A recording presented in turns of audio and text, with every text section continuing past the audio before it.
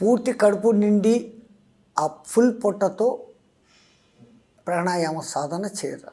తిన్న 3-4 గంటల తర్వాత చేయొచ్చు. అన్నిటికన్నా ఉత్తమమైన కాలం ఏమంటే మనం 7-7:30కో రాత్రిపూట భోంచేసేసి 8-9 వరకు ఏదో మాటలు వ్యవహారాలు చూసుకొని 9కంతా పడుకుంటే 6 గంటల నిద్ర ఒక మానవుడికి హ్యాపీ. 7 అనుకోండి, అప్పుడు 4 గంటలకు లేయచ్చు.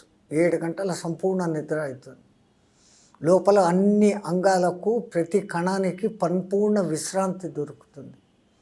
అప్పుడు లేచి మలమూత్ర విసర్జన చేసుకొని స్నానం చేసి ఆ సమయంలో ప్రాణాయామం చేస్తే అతి ఉత్తమమైన కాలం అది.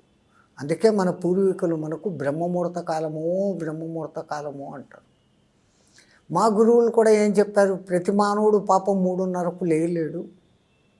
కనీసం సూర్యోదయానికి ముందు 1 గంట ముందు లేస్తే 15 నిమిషాల్లో కాలకృత్యాలు స్నానం అయిపోతుంది.